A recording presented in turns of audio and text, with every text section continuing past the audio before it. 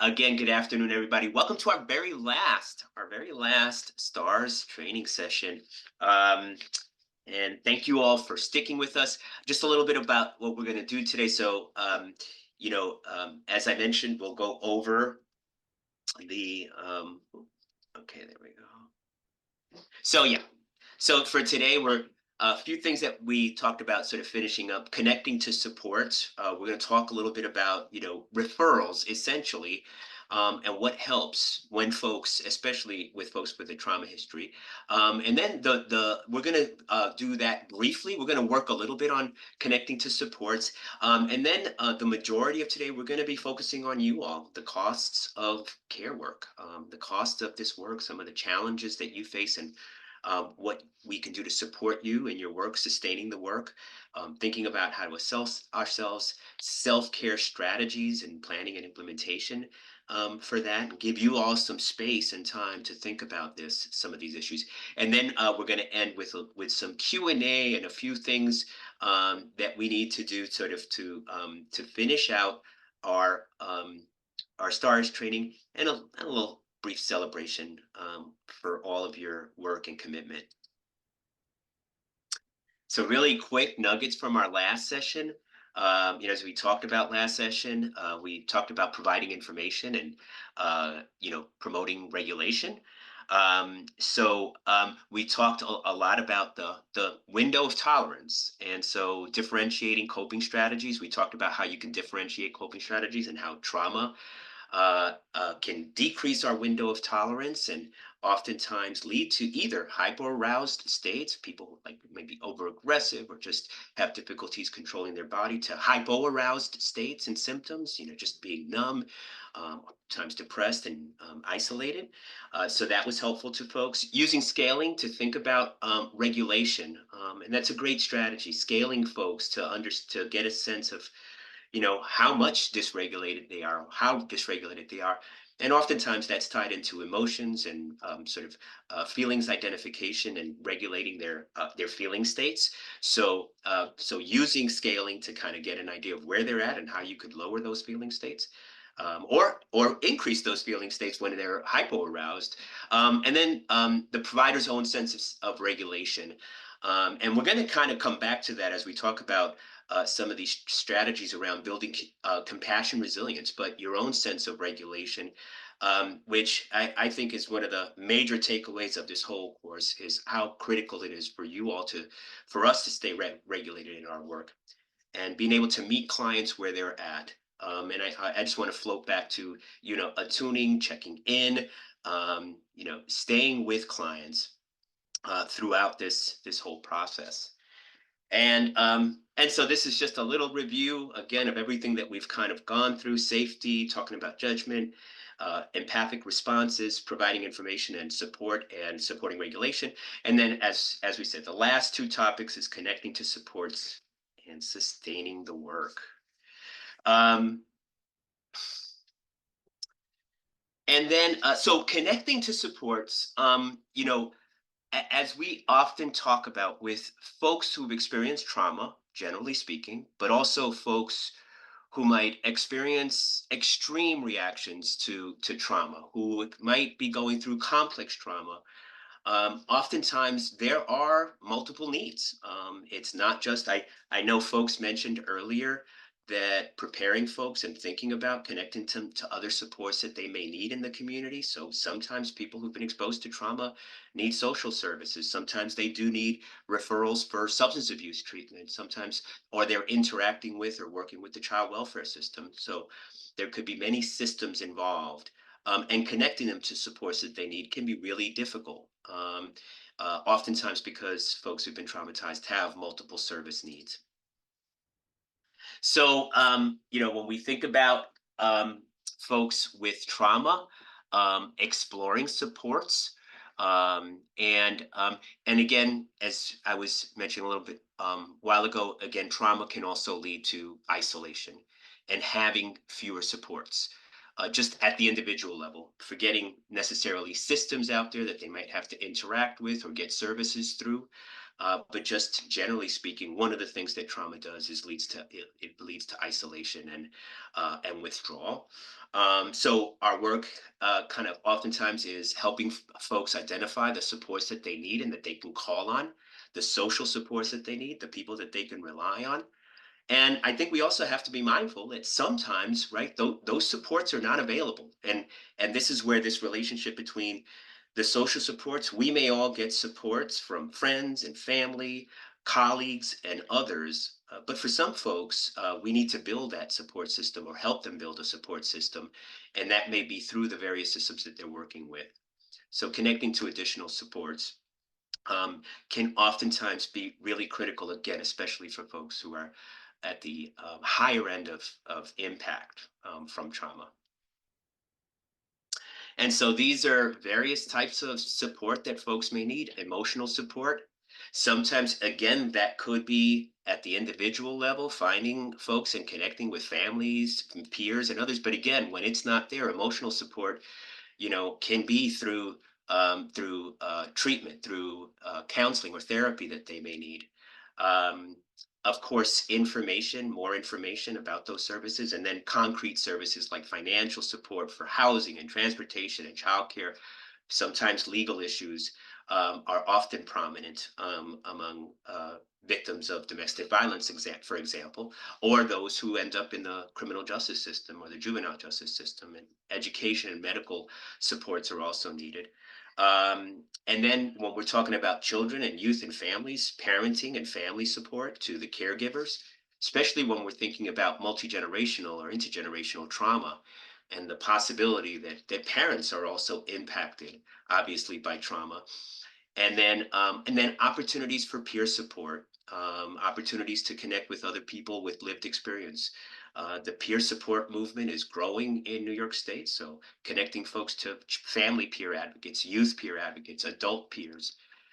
These are all various kinds of support that can help folks. And I have to tell you, I've met a lot of folks through this work who oftentimes, when they talk about their journeys to recovery, it's often not the formal mental health system that they turn to. A lot of times it's these other forms of support that help them through.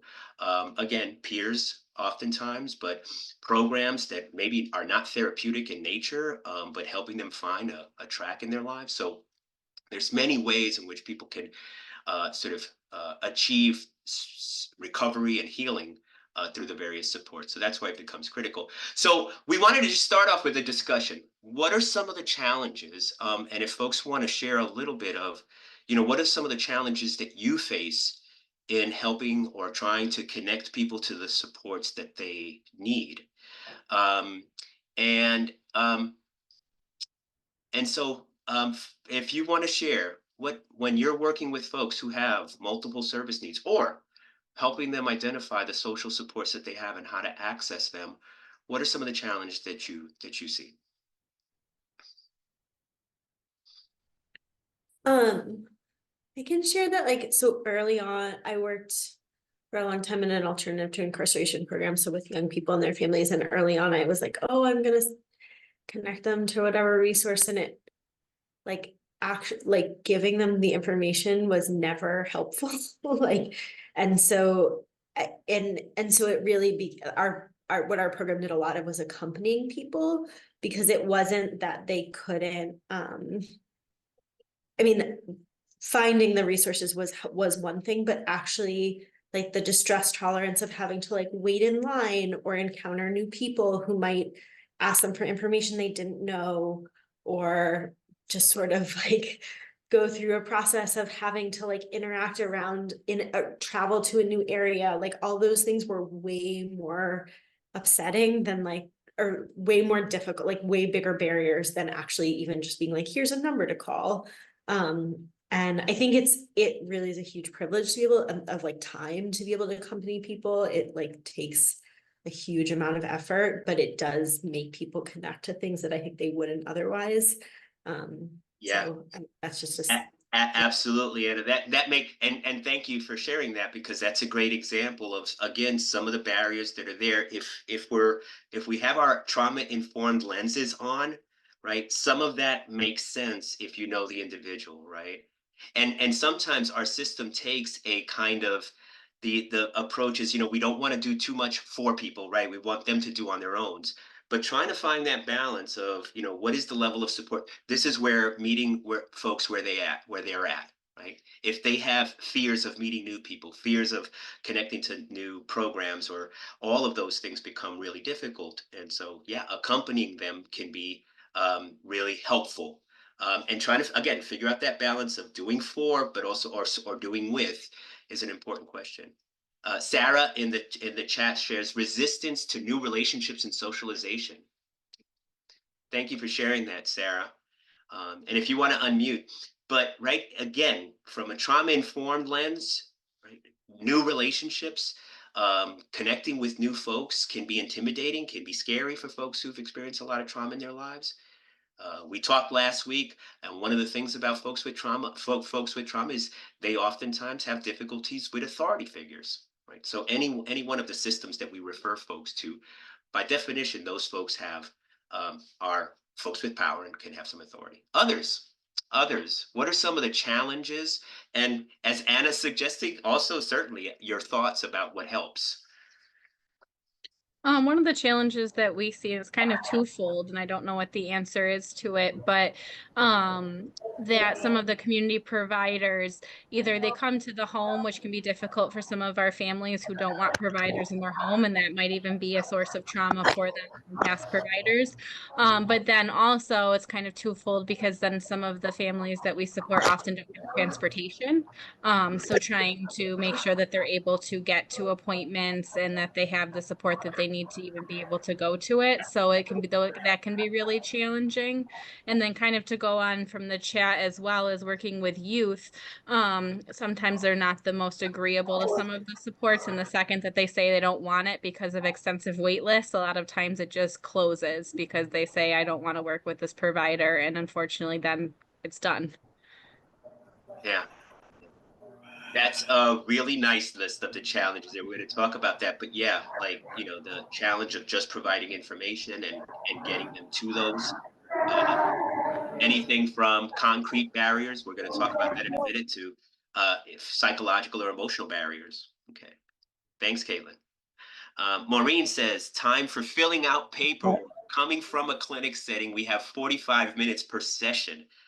Yeah, and Maureen, if I understand right, it's also, obviously part of that burden is for you as providers. I think that's what you're pointing out, is for us as providers to be able to provide that additional support that might be needed is difficult. Um, Right. I mean, paperwork is, sometimes I would stay after work to do it on my own time because there was never enough time to see all our clients, do our notes, and then fill out the paperwork on top of it. right. Some people do it in 2 to 3 sessions, depending on SPELA, SPA, like those kind of detailed items. And sometimes also the paperwork itself is really triggering for folks, right? So I remember, you there's times when there's like a release saying that I had to have folks fill out saying like if like that we're mandated reporters, right? This is that that we're mandated reporters, and they would see the words like Child Protective Services on there, and they'd be like, well, I don't want to say it. I'm like, well, this is just something that says we're mandated reporters. And they're like, if it says Child Protective Services on there, I'm not signing it. And so, even like things like that, like I don't want to have to disclosing information, signing something where like even just signing something feels really scary or triggering to folks. Yeah. And I think, to, put it simply, I'm going to sort of move to talk a little bit about some strategies that can help. Anna says, because of past experiences of difficulty or disappointment, clients believe that a service won't work. Yes, giving up before they even try. Yep. And we talked about that as oftentimes as being a feature, a symptom, if you want to talk about it, an effect of trauma. And again, if we're wearing our trauma-informed lenses, right, that should be seen as an effect of trauma, not because the person is quote unquote resistant or, just not interested. Oftentimes it could be all those other factors that you're pointing out. Thanks for sharing those, Anna. So just a little bit on some of the common barriers, and I think you've touched on this, a few of these. We have the concrete barriers. We like to kind of think about this in two ways: concrete and psychological barriers. So the concrete barriers are, as I mentioned already, multiple complex service needs with other systems. Um, and then the lack of appropriate services, right? Sometimes the help that they're seeking is just not available. Um, and then costs, insurance, and all of the things that go into sort of getting a service if they do cost. Obviously, having health insurance makes it can make it easier, or if you don't have it, difficult to get treatment. And then, of course, logistics, time, transportation, language, and cultural barriers, right? We always have to be mindful of that as well. It's for some folks, the question is, am I going to go somewhere where where there are people who look like me, speak the same language I speak? All of those kinds of questions that can come up. And then the psychological barriers, just the stigma. So if someone does need mental health services, right, being able to have that discussion about mental health and what it means, and the stigma around getting help if they do, or getting substance abuse services if that's the case. Mistrust of providers. Again, if we're wearing our sort of trauma informed lenses, that mistrust of providers, it's not about the providers. It's just sometimes people who have trauma just have a real difficult time trusting others, especially folks that they don't know. And then difficulty navigating service systems, confusion. I think, as you all were just talking about, and Jackie was just talking about, paperwork and all those kinds of things.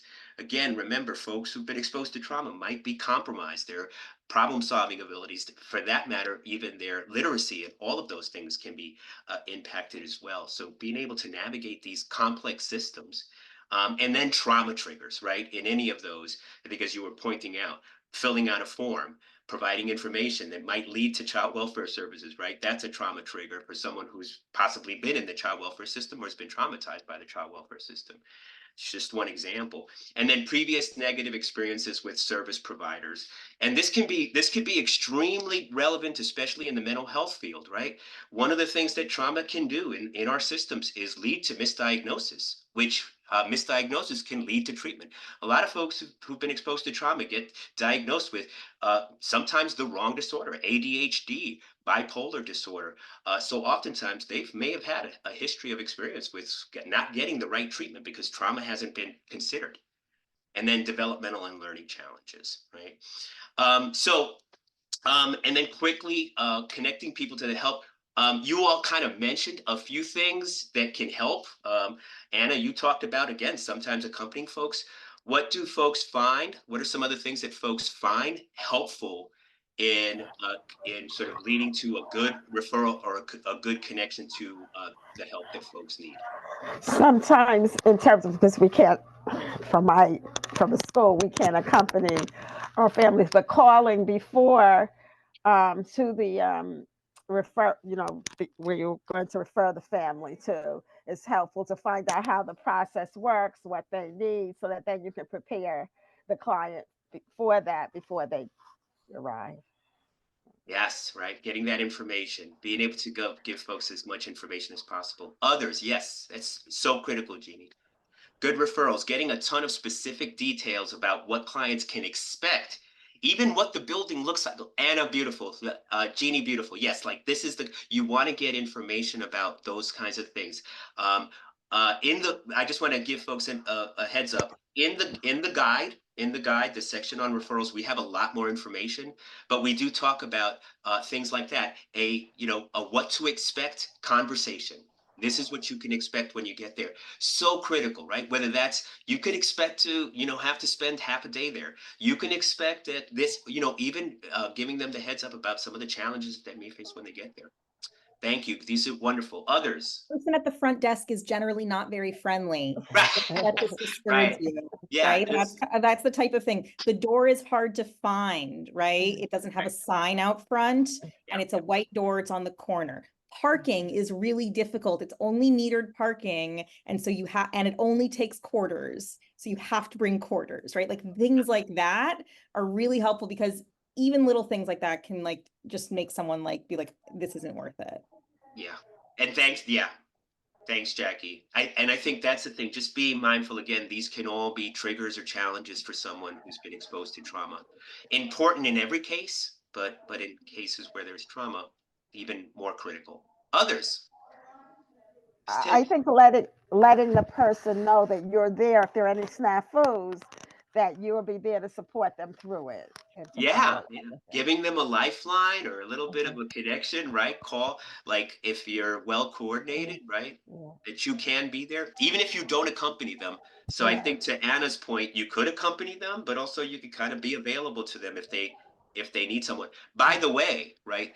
One of the reasons why we talk about regulation last week is this is also a good place to practice regulation, right? Prior to. So one of the things that we can do as providers is just say, look, bring your patience. I know your patience is gonna be sort of challenged.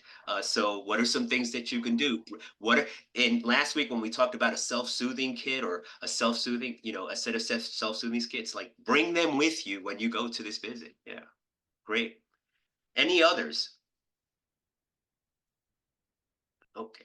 I'm gonna move on with a few. So as I mentioned, just a few things just to, and as I said, the guide has a lot more information in this space around making effective referrals, but these are a few things of making, and you all touched on it already. So this is just review. Thank you all for, but exploring the service needs and interests, right? Preparing info on available services. So Jeannie, Anna, you kind of nailed that. And then exploring the potential concrete and barriers, concrete and psychological. So we were just talking about that, right? Everything from what does parking look like to, what is the receptionist going to look like, what you can expect if it is to mental health services, what you can expect from the intake process and all those kinds of things. But also the psychological barriers to keep those in mind as well. And I think someone mentioned it earlier, right? The expectations, right? One of the things that's critically important is that for everyone, anyone, whenever you're searching for help, being clear about the expectations, what you hope to get out of it, and being able to sometimes clearly show folks that they can expect to get something out of it. What is it, right? What can they get out of this help that they're seeking? And then setting expectations, providing information, answering transparency around the unknowns. So sometimes, both giving them as much information, but also, as I was just talking about, preparing for the unknown. So there may be stuff that you're not expecting. What can you do to help keep you regulated through those points? And then empowerment, meeting with clients where they are, helping to prepare and create a plan, providing the continuum of support. So this is what we were talking about: warm handoffs. Warm handoffs is at least, making a call with the client. So you can make a call with a service provider, make that intake call with them, or make a call to another service provider, releasing information, reminder calls, as you were talking about, follow-ups, and then in some cases, if necessary, going with, right? And then emphasizing choice, always kind of giving folks the choice, because that can be the most important thing that helps to empower folks to seek services. Um, so that's a lot we covered. And as I said, I really also encourage you to go to the guide. And we're gonna transition now to sustaining the work. Yeah, amazing. So we're going to talk now about sustainability in doing trauma work. I feel like this is probably familiar to a lot of you. I feel like this is something that is talked about a lot, but we're gonna hopefully talk about it. I think it's good to always revisit, and I think it's also hopefully we'll revisit in a way that maybe is a little bit new to some of you, and doesn't sort of feel like rehashing. Um, we are okay. So we know that working with folks who have been impacted by trauma is really difficult. And I think we don't necessarily always name that. People who have been impacted by trauma often are mistrusting. They often don't follow through. There are things that are about working with folks with trauma that is really hard and impacts us as workers. And then also we bring our own experiences of adversity and trauma into the workspace, and it influences how we show up for the folks that we work with. And then there's that sort of cumulative impact over time. And it's important because it really impacts our ability to do all of these skills that we talked about over the last 5 sessions are really contingent upon our ability to be present, to be non-judgmental. And those are things that are all impacted by doing care work. So we're going to watch a very quick video, or a portion of a video. I don't know if anyone's ever is familiar with Laura Vandernoot Lipsky, but highly recommend her book, Trauma Stewardship. This is a portion of her TED Talk. It's a really great TED Talk. I would recommend, watching the whole thing.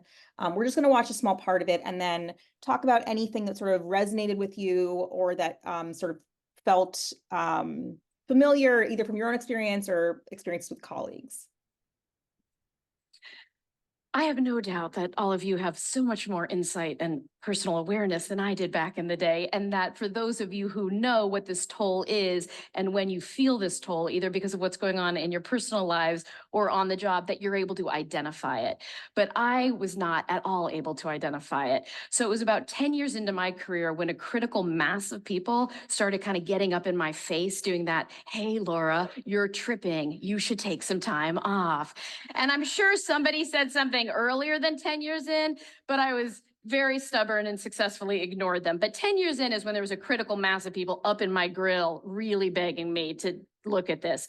And what some of you will appreciate is that a number of those people were clients I was serving, which you can imagine is always so disconcerting. Survivors of domestic violence living in a shelter who can't go anywhere, begging me not to come to work. So people were doing their due diligence, right? But at the time, I was so arrogant, I was incredibly cocky, and I was entirely self-righteous. I was doing God's work. You could either step up and help me do God's work, or you could step off. But I was definitely not gonna have a conversation with you about how I was affected by my job. And like many of you possibly, I was raised in a number of traditions that implicitly and explicitly communicated, if you care enough about what you're doing, if you are down with your cause enough, if it matters enough to you, you're going to suck it up. So this whole conversation about how to sustain was not something I was engaging in. But finally, the pressure mounted. I caved. I didn't take any significant time off, but compromised. We took a short trip, went to visit our family who lived in the Caribbean. So on a particular day, we head out as a family on this hike, and we get halfway through our hike and we summit what we wanted to summit. And there we are standing on the top of these cliffs, right? So the family's gathered around, tiny Caribbean island, standing on the top of these cliffs, looking out. The first thing I remember thinking was, this is so beautiful. The second thing I immediately thought was, I wonder how many people have killed themselves by jumping off of these cliffs. Right? And at the time I worked at Harborview Hospital, which is the level 1 trauma center for the whole Northwest. So it wasn't my own suicidality at play anymore. It was because of the years of bearing witness to others suffering that naturally, instinctually, one starts triaging, of course, right? So you start thinking, where would the helicopter land? Does the helicopter land on the cliff? And would you belay down to the person on the beach? Would the helicopter actually land on the beach? Is there a level 1 trauma center in the Caribbean, you ask yourself? Do they fly you to Miami? Would they stop you in customs? You kind of go through the whole thing, right? So I said this out loud because I was merely presuming I was just giving voice to inevitably what was going to come up in a family conversation, because who stands on top of a cliff and does not wonder where the nearest level 1 trauma center is? But apparently in my family, nobody was thinking that. So it got even quieter than it had been. Really long, very uncomfortable pause happened. And ultimately it was my stepfather-in-law who said, "Are you sure all this trauma work hasn't gotten to you?" And honestly, this was the first moment I had any insight into, check it out. There are people who can go on a hike and not wonder where the nearest level 1 trauma center is. But I'll tell you, it wasn't me, it wasn't anybody I was hanging out with, right? Because one of the things about this toll is it's slow moving. It is very hard to gauge over time, individually and collectively, if we are being affected by what we're exposed to. And also what happens is we get very isolated. So this was one of those moments that maybe you've had where kind of everything starts flooding in, right? And then I was like, oh, well, if this is the case, maybe it's also the case that there's people who still date out there in the world, and those people who date aren't doing background checks on everybody they date, right? Maybe there's people who can go to a playground. It's just a lovely place for children. You're not worried about like head injuries or Amber Alerts, right? So, but this is what happens, that over time, what you're exposed to affects your entire worldview. So I'd love to hear folks' thoughts on this video. Did anything that she said stick out to you, resonate with you, either in terms of your, and you can talk from your own personal experience, or you can also just talk, generally, maybe even with colleagues that you've worked with. Not, I don't want to put anyone on the spot in terms of self-disclosure, but Anyone have a beyond the cliff moment?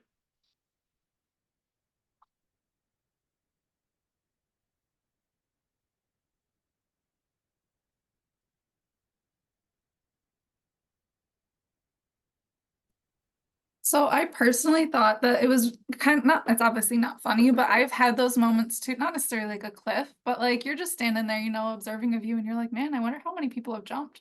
Just think like not even out of suicidality, but just like having that thought because like those are just things you wonder about in this field. And so when she said that, I kind of giggled to myself because like I was like, yeah, like I've done that too, not necessarily to the level that she has where like you think through, oh, where would they land? Like all of those steps, but I just thought it was interesting because I'm like, good to know I'm not the only one who has those like interesting random thoughts. Yeah.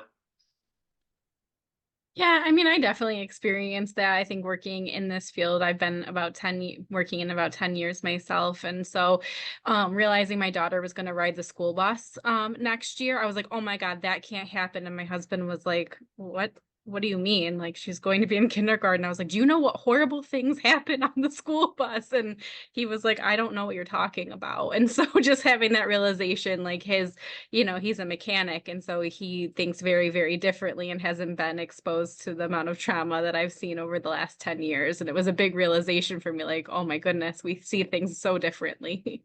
Yeah. Yeah. Others. anything else? Doesn't have to be a cliff moment, but anything else that she said resonate with folks or jump out at people?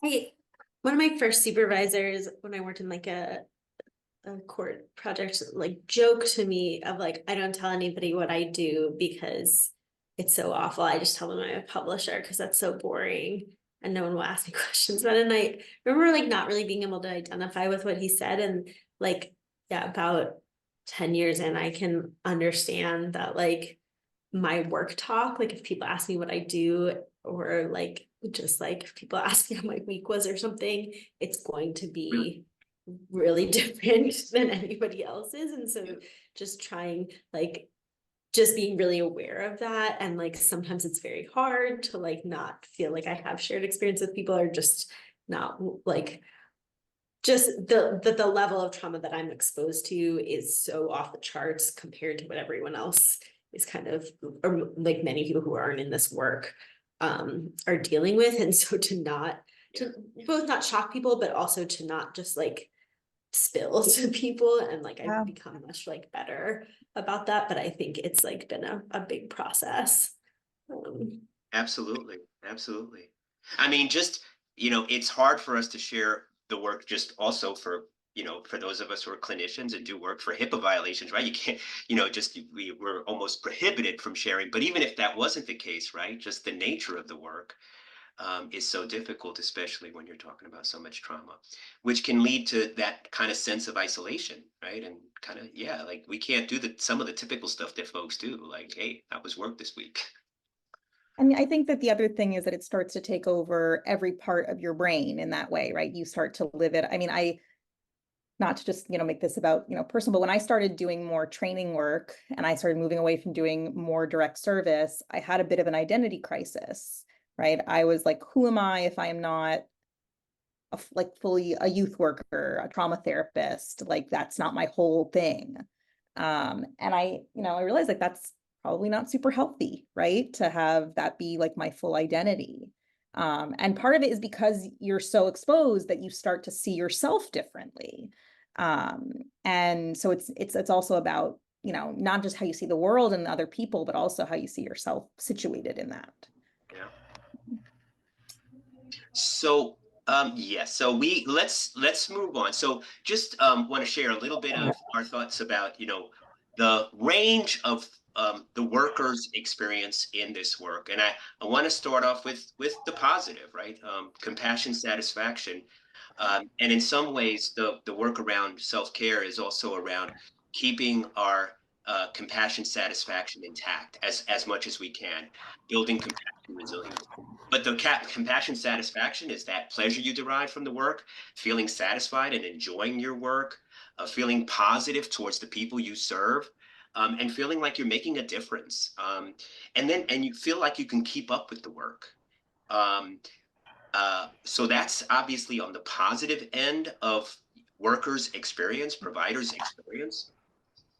And then there's a bunch of forms of work-related stress we wanted to share with you. I think this was in the modules. So if you did the modules, you should have gotten this information. But very quickly, I'm going to go through this really quickly, but there's compassion fatigue. And that's just sometimes the difficulty in being able to be empathic.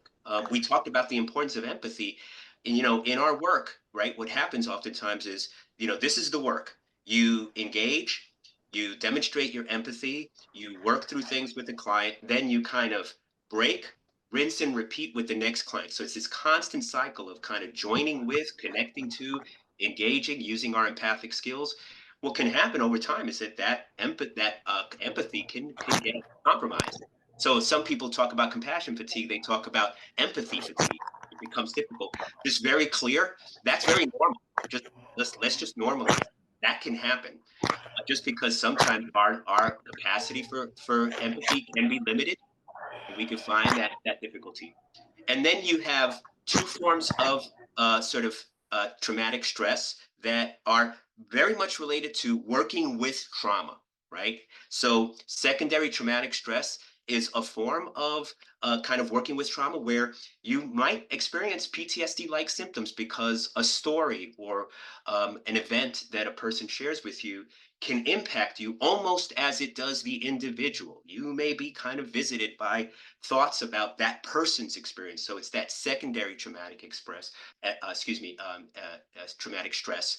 And so that's one form. And then vicarious trauma is just a cumulative effect. So I think vicarious trauma to some degree is a good example of what, or it's the name of what Laura van der Lipsky was talking about, right? It just changes your worldview, right? You begin to see things as the world as unsafe, or people as unreliable or untrustworthy, right? So that's a good example. And then burnout is just the most extreme form of work-related stress where you're depleted. And it's not only affecting you at work, it's also affecting you at home, and you become cynical about clients. You may become questioning about clients and your work and certainly your own abilities.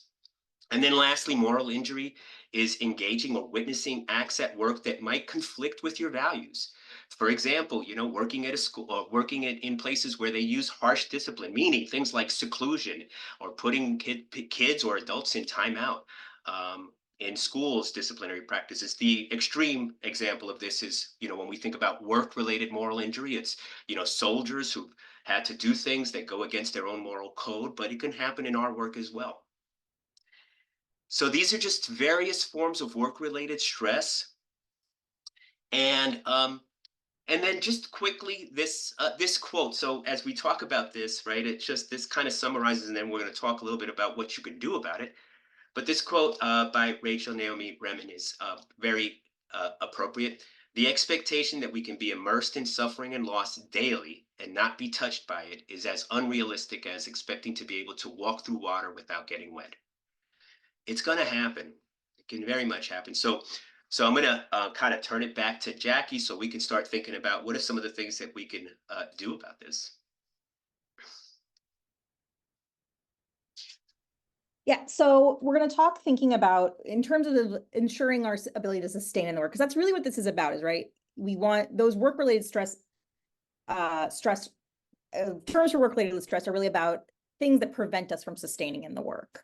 So we're going to talk first about self-assessment. That's sort of the first thing, is knowing what's going on with you. One thing I really like that Laura van der Lipsky says is that the toll is slow moving and hard to gauge over time.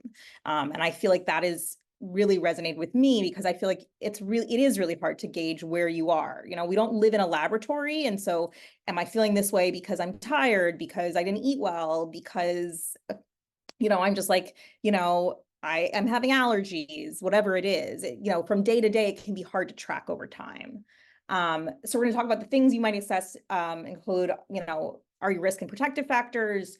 We're going to talk a lot about sort of knowing our own like sensitive trigger buttons. So like what are our sort of buttons that get pushed? And then also what sort of signs and symptoms to look out for. And then we're going to talk about identifying strategies and potential areas for change in order to address those things that we've assessed for. We're going to talk about making a plan. And then the fourth part is to take action. So we're going to start with self-assessment. The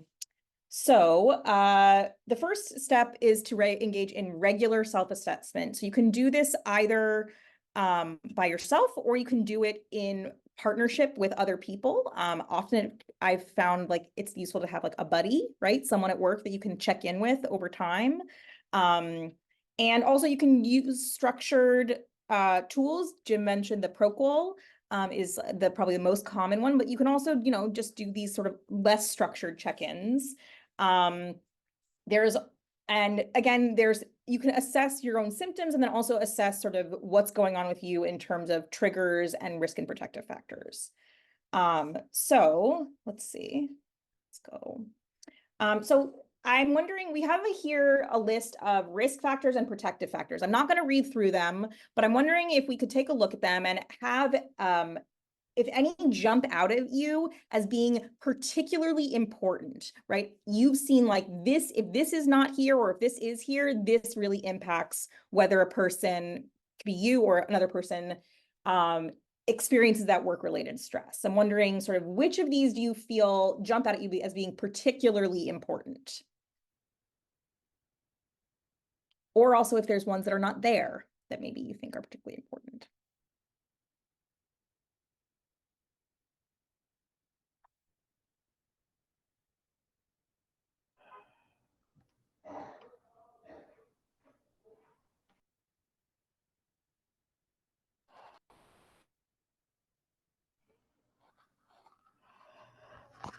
I think an unsupportive work environment is very important because you need a place to process, your experiences. But yeah, having an unsupportive work environment, really, there's a lot you can tolerate when you have the support of the folks around you, your supervisor, your colleagues, etc. Yeah. And they can help you to check a lot of those other things. yes. Anyone else? In the chat, Heather says family stress and not being supported. Mm-hmm. And Heather, if you want to clarify, does that mean not being supported at work, or having your own family stress and not being supported at work, or not being supported in your family? Which certainly both are appropriate, make a difference. Family, okay, yeah, right. We don't live in a vacuum. I mean, and sometimes it's hard to separate what's happening at home from what's happening at work, as well as separating what happens at work from what's happening at home, right? So sometimes we do bring in our lives, challenges at home. And often folks who get into this work, and I don't want to project this onto anybody here, but people are caregivers in their work and often are caregivers at home, right? So maybe that's the role you take on because of just the role in your family, but maybe it's also because you're a caring person. And so sometimes you are doing caregiving work both at work and at home. Anyone else? Ones that sort of jumped out at you as being particularly, I think, important. For me, I feel like boundaries, when I was very early on in my career, I feel like I did not understand how to have good boundaries, both with myself, with my employer, and with my clients. And I think that had a real impact on my ability to sustain in the work, was not really knowing how to set boundaries. I think it's interesting, the connection between ability to set boundaries with yourself and clients and work, or like employers, but then also the degree of reality you have around expectations of yourself and others. I guess like that, if you have really core boundaries with clients, you also might have really unrealistic expectations of what the work could be or should be.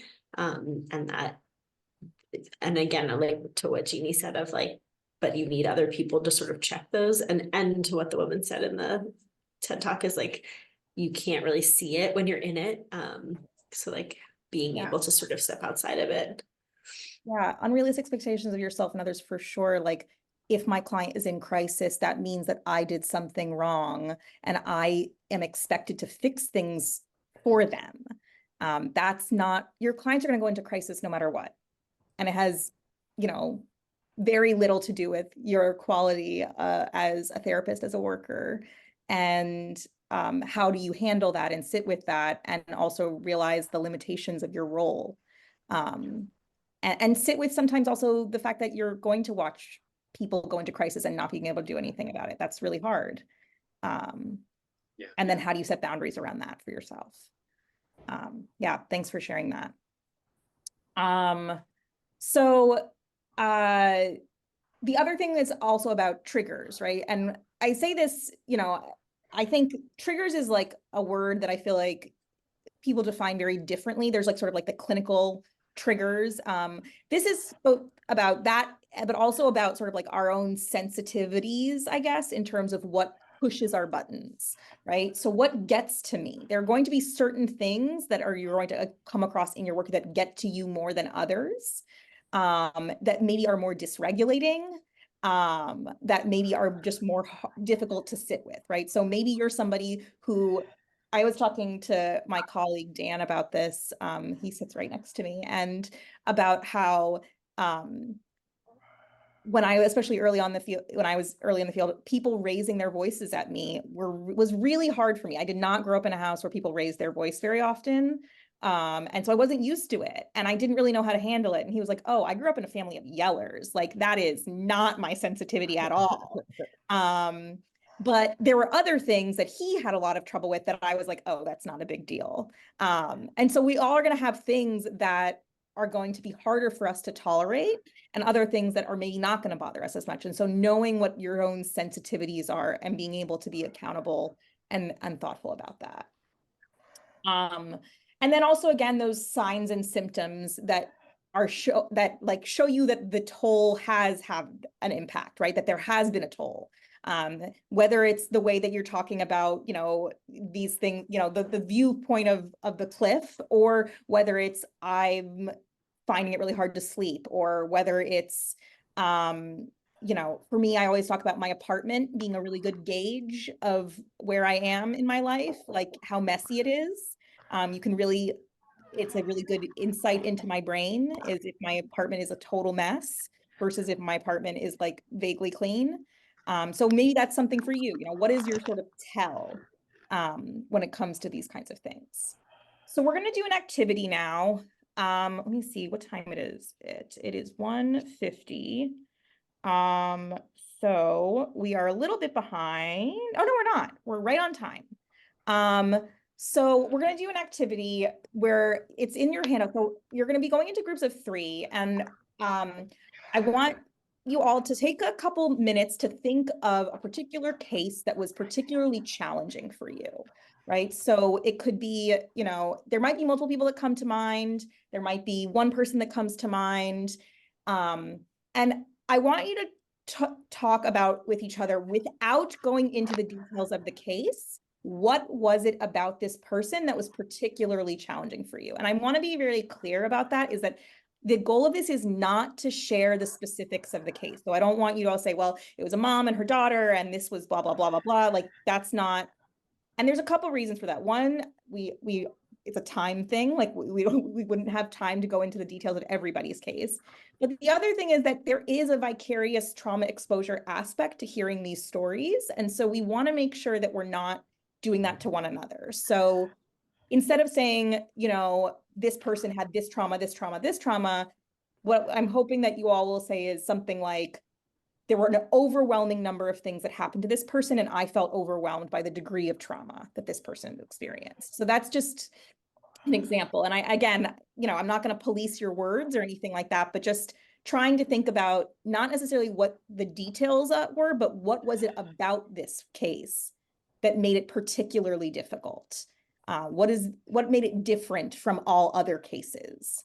And then also, how did you know that it was particularly difficult, right? Were you thinking about it a lot outside of work? Were you dreading seeing the client? Like, how do you know that this was hard, or what were the sort of indicators that this was hard?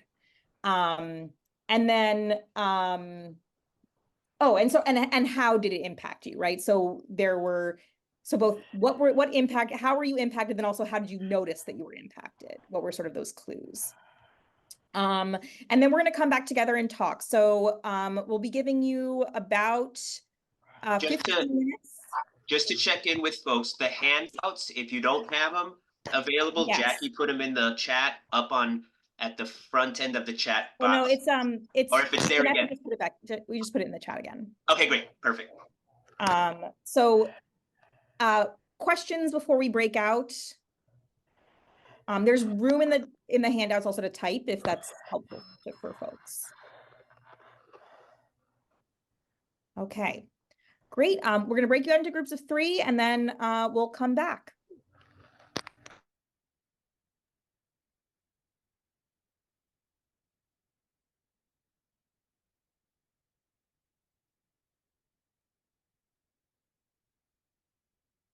Thanks, Vanessa.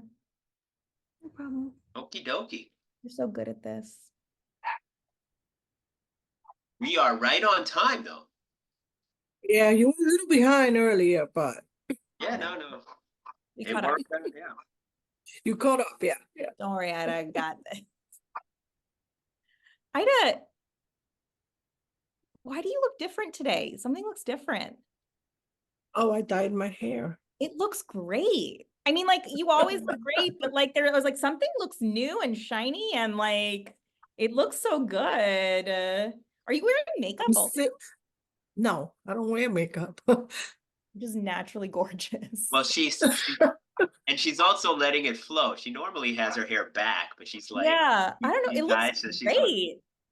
Yeah, I thank can you. see Thank acting you. surprised because you always look good, but like, I don't know, there's a check these Mhm. locks out. je ne sais quoi I'm today. sometimes a hot mess. I'm sometimes a hot mess, and I know it, but it's okay. I finally got my hair, I dyed it myself, so I was like, I gotta get it done. That's impressive because I'm always afraid that if I dye my hair myself, I will melt all of my hair off. Like, Okay, if I, quick check on time. So, Vanessa, I think we put this in. Jackie, how we did start this perfectly on time. So we're gonna go with 15 minutes in and 10 minutes back. Report out. yeah, we can check in with people maybe in a bit to see how they're doing. Okay. Seems And if good. people are ready, we can bring them out earlier. Okay. And then we got strategies and then making a plan. And I'll tell you, Jackie, I think if we can make up a little time on this, maybe we could spend a little bit more time on the making a plan. So yeah, we're doing real good on time. Aren't you glad I'm so mean about it? Yes. Isn't it so good? Yes. Oh, All right.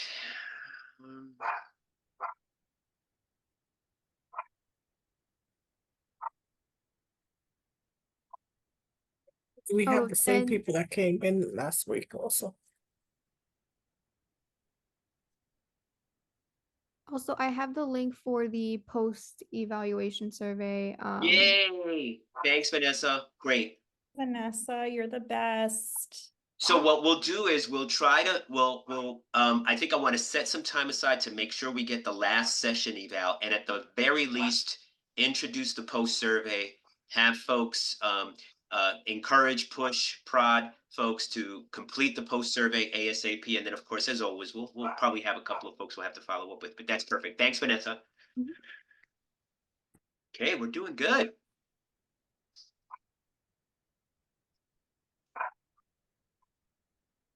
By the way, how much do you hear Mayali? A little bit now. I just heard Yeah, just now. but this is the first right. time. No, because he's been barking his head off. I'll be right back. I'm gonna go. Check on him. Go. What? Check on him. I haven't heard him bark until now. Well, no, because I had myself muted. Well, even when he was talking, I didn't hear the dog bark.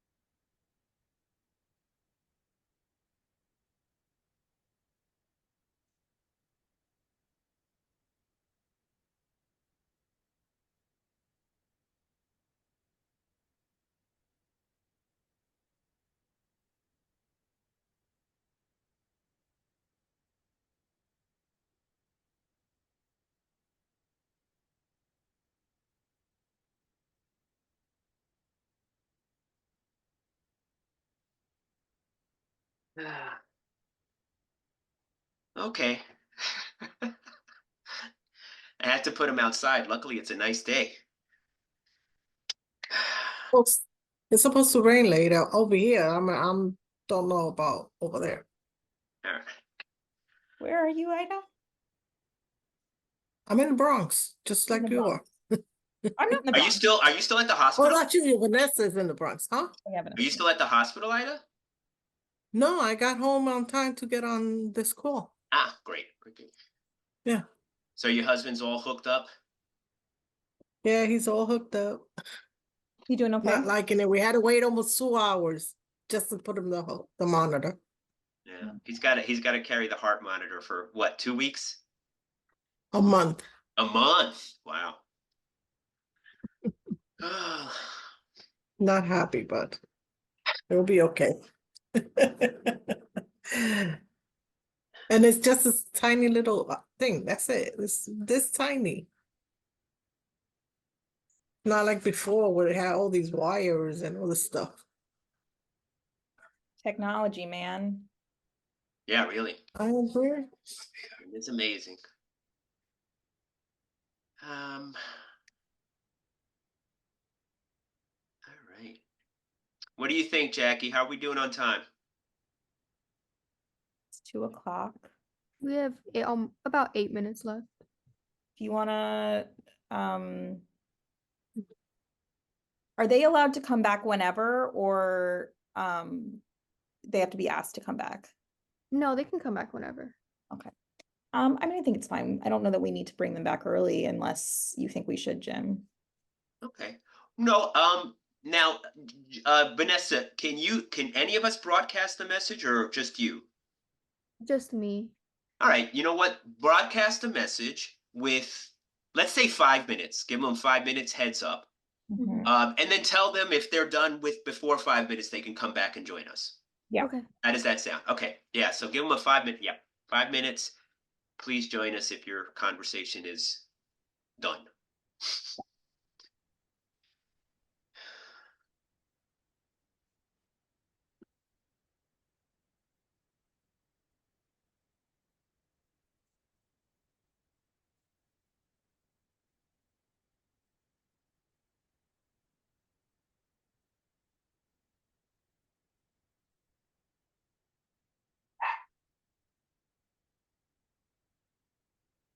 And Jackie, so okay, yep. So I got the strategies. All right.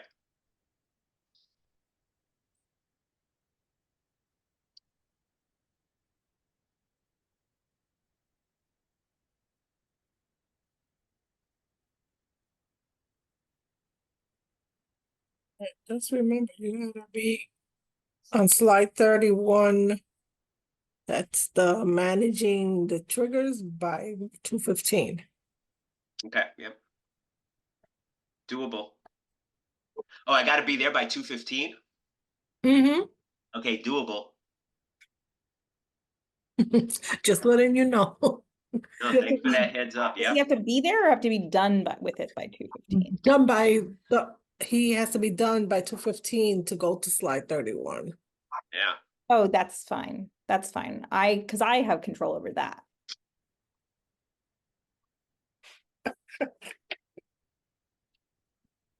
I mean, I talk a lot too. not trying But to. no, I mean, it's all depending also if they have a lot of feedback given back, Yeah, you for know, sure, for sure, for reporting, so. For sure.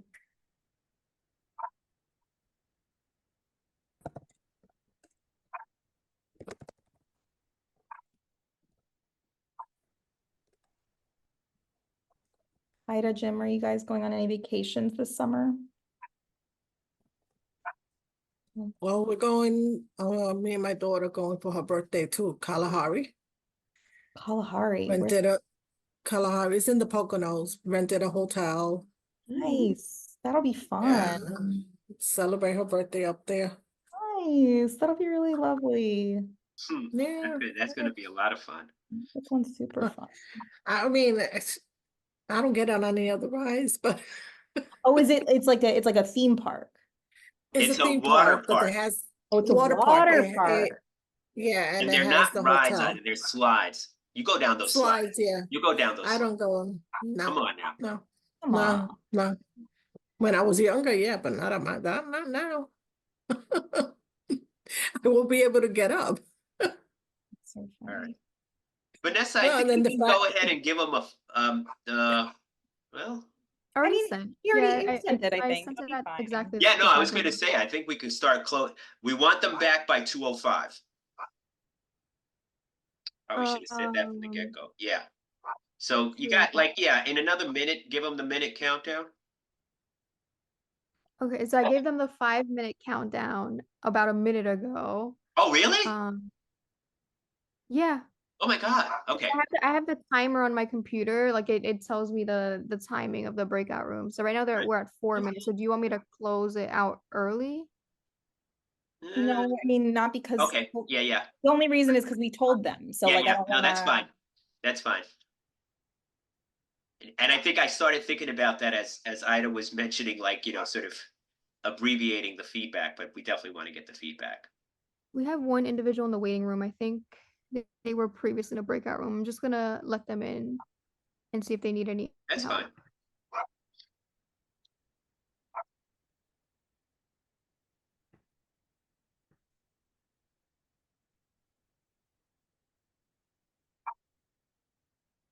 Hi, Heather. Did you have any trouble with the breakout rooms?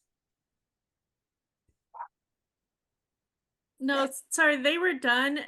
They were just chatting, and I was logging into my computer since I finally made it home from the school bus. So Oh, how'd it go? Oh, it was okay.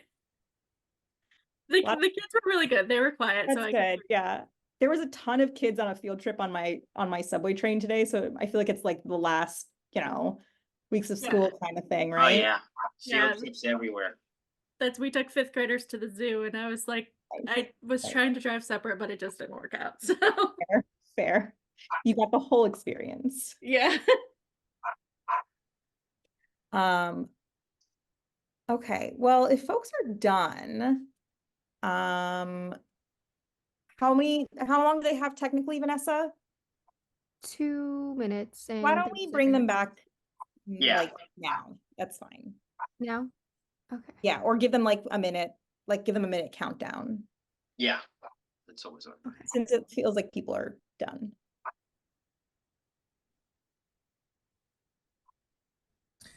I'm so sorry for my late attendance. I was in court and it continued to go on and on. So I do apologize. I just got Worries. back to my office.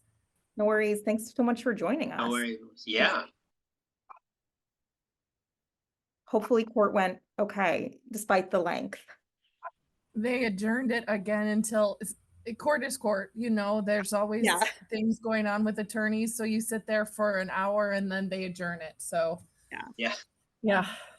Preparing yourself for these, we were talking about all the things to prepare clients for stuff that can come up. It's like sometimes bring a lunch. Yeah, and it is something too to think about, like you prepare yourself to testify and it is nerve-wracking and you wait and there's other professionals that are going to testify and then they come out and say, okay, come back. You're going to come back June 19th and we're going to do this. And I'm like, oh, Again. I had to wear a suit jacket and you dress nice and then you're, oh, so that's stressful too, Gee, Of course. Ugh. Okay, welcome Welcome back, back, everyone. everyone. So hopefully everyone had some good, fruitful discussions. I'd love to hear from folks whether there were any like themes that emerged. You talked about a little bit about what made your challenging client challenging, or your challenging case or challenging situation challenging. Were there any themes that came up in terms of things that were similar or different amongst your group, in terms of the kinds of things that were more challenging for folks?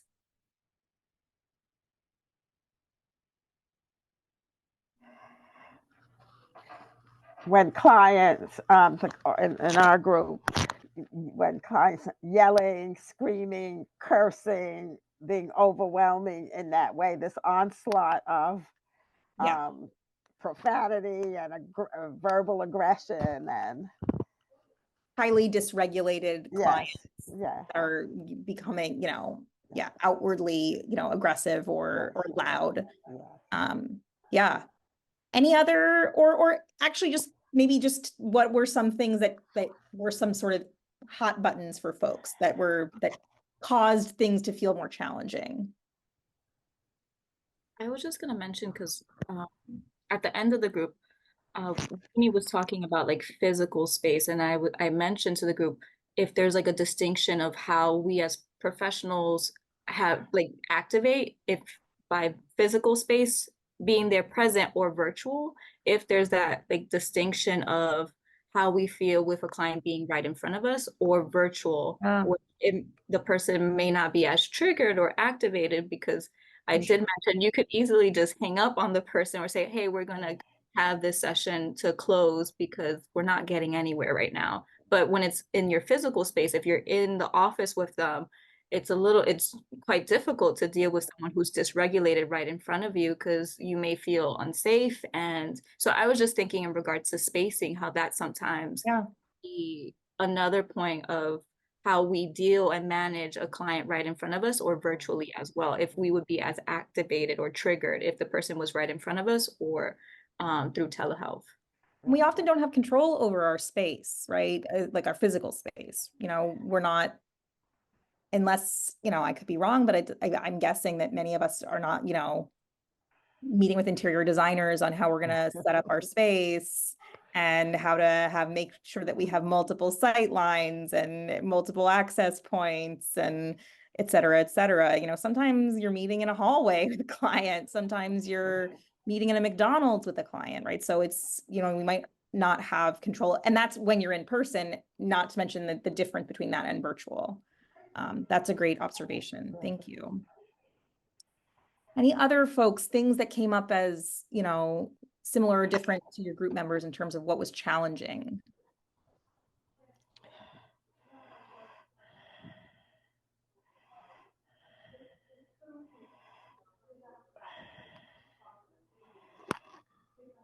We can also move on to the next question.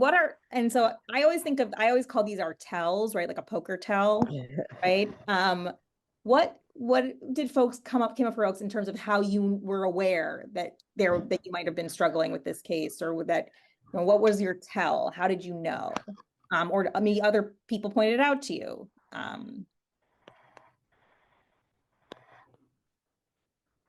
I really had to really very much self-aware and preparing myself for this onslaught, thinking about it, dreading it in some ways, and trying to prepare myself for anticipating that it was going to be difficult. Right. Should I call in sick today? Right. Anyone else, any sort of tells? So thinking about it, dreading it, finding yourself stressing out about it. Or even like I find myself getting more like annoyed, like talking about it in supervision with my supervisor. Yeah, like I don't even want to think about it. I don't, I like don't even make me reflect on this. Please just let me pretend it's not happening.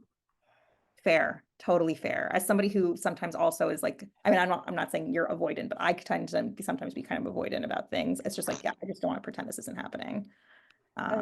Feeling relief if the person cancels or oh yeah, feeling relieved. Yeah. That's it. That's definitely a telltale sign, right? Oh, I was gonna say, oh, sorry. oh no, go ahead, Anna. Go ahead. I was gonna say doing too much, like when I like Yeah. realize that I'm like making exception, like basically boundary crossing, like making exceptions, doing things that like just are like too I'm doing more work than they are, like like the idea of like working harder than your clients, but just like doing things that are like I am working really hard to make things work. Because I'm really, really anxious about something about them and Yeah. it's not like really, it's like out of balance. For sure. For sure. Yeah. Working like over more than you would for another client. Any other tells? For me, sometimes also the going with the avoidance thing, also forgetting about a client and in particular, like forgetting to do their paperwork. So like, or putting off doing their paperwork or putting off writing up case notes for them, just because not wanting to sort of be with them, even like mentally be with them. So getting behind on a specific client's paperwork would often be sort of like a tell for me. When I was doing, especially when I was doing like Medicaid-based services, and there was a lot of paperwork for every family. Okay. So once you all noticed that there was an impact, that you were being impacted, how have you in the past managed it? We're going to get into strategies in a second, but I want to, just before we get into it, sort of think about how you manage this impact once you noticed it was happening.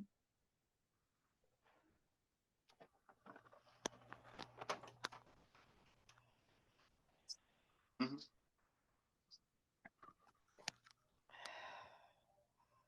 I simply check myself, you know, before, if I notice that on my schedule, check myself the day before. Yeah. Yeah. Yeah. Set aside time to be like, okay, this is my time to like check in about this thing, because if I don't put it on my schedule, it's just not going to happen. Yeah. Anyone else?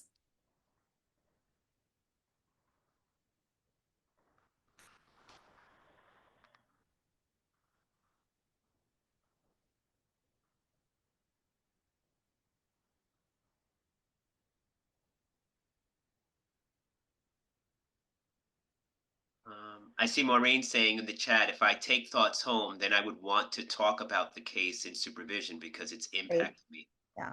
Yeah. Yeah, I think supervision is such a great resource. I also, you know, in the past, and again, I feel like I'm just using my own self as an example, but if you know you have a particularly difficult session or case, scheduling supervision strategically. So either before or after, depending on what's most helpful for you. Like I know I'm gonna need to debrief, or I know I'm gonna need to prep, and having supervision right before or after can be really helpful with that. Or even if it's not supervision, even if it's like a time with a colleague or, you know, things like that to sort of help to prepare or to debrief after those kinds of more difficult client encounters.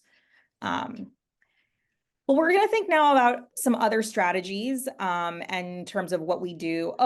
So before we get into that though, just the idea that we want self-assessment to be continuous. Sometimes you can do sort of like creating a routine or a ritual around it. So maybe that's checking in with yourself before and after certain clients, doing in terms of like gauging the toll over time. Maybe you're doing something regularly, like every supervision or every month or whatever it is. You have a regular check-in with a buddy.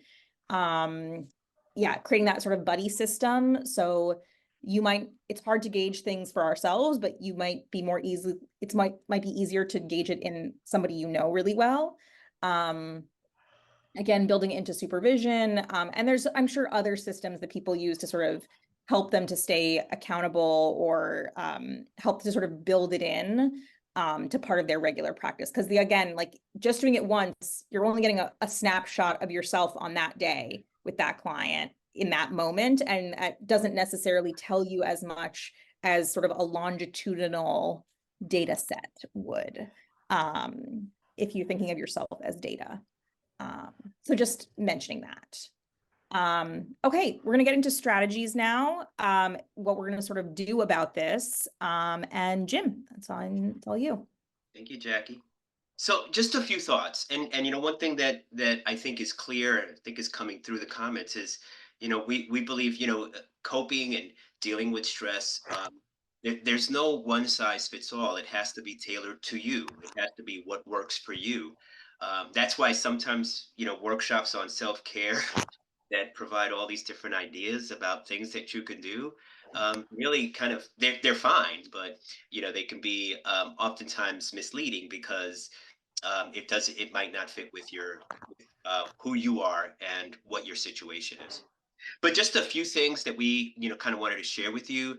And we kind of group these in two things, in the moment strategies. So, like we were just joking about, right? Sometimes, your tell is when, when you're hoping that the client is going to cancel, right? Or they're not going to show, and I think that's a tell. What do you do with that when they do show? Right? What do you do when you're, sort of faced with, a client who's challenging and who, makes it difficult? So the in the moment strategies, like what do you do in those sessions, in the time that you have, and then the maintenance strategies. And maintenance strategies are more holistic. It's really kind of practicing wellness for yourself. Is trying to think about what are the strategies that help maintain you. And again, this idea of compassion resilience, what helps keep you from experiencing compassion fatigue or minimizes it, and keeps you as your tool sharp. So including, sort of these really dimensions of wellness: physical, mental, emotional, relational, spiritual, and professional. Um, so just a really quick question. I think we touched on it a little while ago, but just to take that example, what do you do, to prepare for stressful moments? I know we touched on it a little bit, in the previous exercise, but just your thoughts. What do you do to either prepare for stressful moments? Again, when you're working with that person who might be challenging for you to work with, what do you do to prepare for those? Or to manage those high stress moments? What do you do when you are faced with the client who is dysregulated, the yelling, the screaming, and then also, and much, as important, I should say, is the how do you recover from those high stress moments? So I know, like I said, I know we've been touching on those, but please feel free to chat in or unmute yourself. But what do you do? Let's just start with, what do you do to prepare for stressful moments? What do you do to get yourself, in, that space, to get yourself together and prepared for a stressful moment at work when you know it's coming?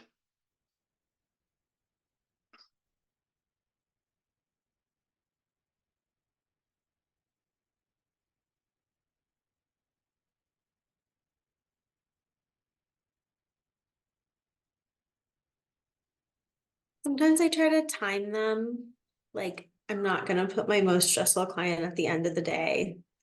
When I'm gonna be like or like at 5 o'clock on Friday, when I'm gonna ruminate on it all weekend, or when I don't have as much support. Um, I just like trying to time things for when I know that I'm gonna have support to like recover from it. Yeah, kind of load management, right? Like, how do you manage your caseload? We know sometimes, right, that part of that responsibility should, but oftentimes, programs are not able to do this, meaning help you to reduce your caseloads, or not have you have so many clients that are, sort of, give you high exposure to stress. But sometimes you're managing your own caseload. Yeah, trying to figure out where you want to put them. It's funny because I know some folks who go both ways. Sometimes they try to schedule all their tough clients on one day so that they have other days to rest. Again, everyone is different, but knowing what works for you. Maureen says, take a walk after they leave if I can, or on a dinner break or lunch break. Thanks, Maureen. Yeah, just being able to debrief yourself, to get yourself, back, and I think, as to kind of combine these two, as Anna's suggesting, right? Kind of planning for that. If I know I'm going to have working with a tough client or a difficult client, what do I do to kind of manage that? Yeah, building in that time for a walk or space between sessions to do that. Others, these are great. And again, responding to any one of these questions is fine. Kind of doing a mental role play, in terms of what might happen and how I'm going to respond, and understanding boundaries also, because I think it's, um, where I am and the person is, and that we are separate. And really the part of also thinking about the person and their life story and what has brought them to this moment that they respond to life in this way, kind of Kind of soft. yeah. It kind of it is helpful in understanding that piece of it also, because it gives me some distance, and also not to blame myself or that I haven't been successful, or because the client's outcome sometimes is really much tied into who we are and the quality of our work, which is Yeah. very stressful. Yeah, Jeannie, and I want to, because the thing is, and I really appreciate that, because sometimes you do have to remind yourself, and that takes a bit of discipline to remind yourself, because right in the moment, and look, let's just face it, and it's, again, normalizing and validating. It's difficult to be faced with that level of dysregulation. You know, we're trained to like experience that level of dysregulation and approach it professionally, right? Regulating ourselves and all that kind of stuff. But the reality is that that's almost impossible to do when you have somebody screaming and yelling and completely dysregulated. And certainly you can try to do that in the moment. But also, yeah, it's important. And sometimes you do have to kind of reflect back and maybe put in that trauma-informed lens afterwards to at least, you can use it at any one of these moments, preparing for or managing the stressful situation, certainly recovering from it. But yeah, it's something that we're asked to do. Be calm in the presence of somebody. That's unnatural to be to some degree. Yeah. Others. So I'll wait for one more and then I'll move on. I was gonna say having like a mantra, it's gonna be a good session today. It's gonna go well, because then if you have that perception, it's not gonna go well. Or it's gonna show through your body language, and the client is also gonna notice, oh, she looks like she's not happy to see me today. And sometimes that can translate with the client that we're working with as well. So just having that mantra, either going to the bathroom, cleaning your head, and just saying it's gonna be a good day. Working with the clients is going to be smooth. It might not be, but being able to have that positive energy during the session and before the session as well. Yeah. Yeah. Thank you for that, Lourdes. Sometimes we have to sort of psych ourselves up in a very different way than we normally think about that, like not pumping ourselves up, but also almost pumping the brakes and saying, you know, this is gonna, sort of working on the energy. I love the way you phrase that, the energy that you're bringing in. Great. So just to move on, like I said, I'm gonna kind of move on. So this is a there we go. So, you know, I just want to mention too, for that preparation, and I think actually, Lourdes, this is, if you and others find this helpful, but this is from work that John Briere and Tara Brach do, and it's mindfulness work. And so, you know, one of the things that they talk about, and it's interesting because they talk about it both as a strategy that you can teach your clients to manage their triggers, but they also talk about it as a strategy that we can use to prepare ourselves for sessions like this. And so they talk about regain, using this regain strategy. And as it's laid out here, regain, recognize that you're triggered. And sometimes, as we already talked about, we know some of our clients are going to trigger us, are going to make it difficult.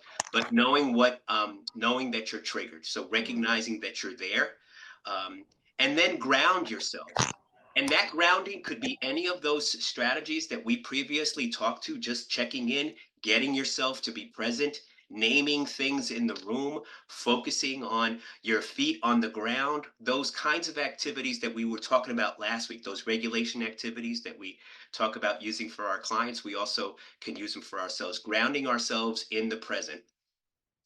Also, allowing yourself to feel what you're feeling with compassion. And if I may, as we've talked about, right, this is where that understanding, normalizing, and validating it for you, that what's coming up for you is just part of who you are as a person, as a human being. It could be all the things that we talked about, but allowing yourself to feel what you're feeling with compassion. and in some ways leaning into the distress that you're feeling momentarily. And then investigating how you're triggered. What is it about this client that's triggering you? This could be done again prior to the session, but I think, as some of you were suggesting, after sessions, this is a good way of thinking about what is it about this client that triggers me. Jackie was talking about this earlier. And sometimes that might be a deeper level kind of analysis.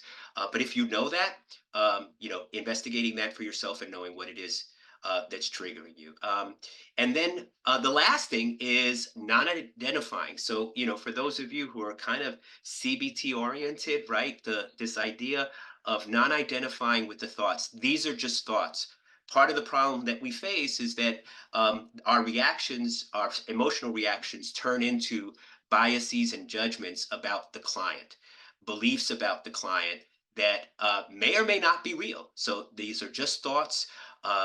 They are not real. They do not necessarily exist in a real and physical way. They're just it's this combination of my emotions and thoughts kind of working within me. So these are just all ways of kind of grounding yourself before and managing your own triggers and preparing yourself to be there with a client who might be difficult. And then maintenance strategy. So that's kind of an example. Regain is an example of an in the moment strategy. And then maintenance strategies, these are things that we use at high times of stress, can also be part of a maintenance plan. So practicing regularly, not in times of high stress. So things that you were kind of touching on, taking walks, the things that we need to do to create boundaries for ourselves and the work that we do.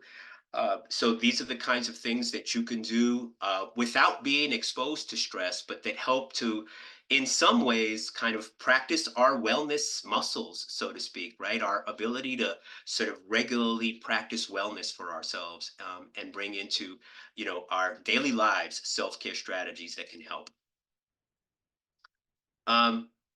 So, and then again, these can fall into all of these categories of wellness.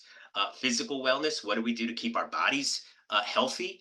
And, again, things like walking and drinking water and all the other things that we can do to keep ourselves physically healthy, mentally healthy and well, the things that we can do to just manage our emotions as well. So the things that we can regularly do. And again, all of these things are based on your own individual experiences, what helps to keep your emotions in check.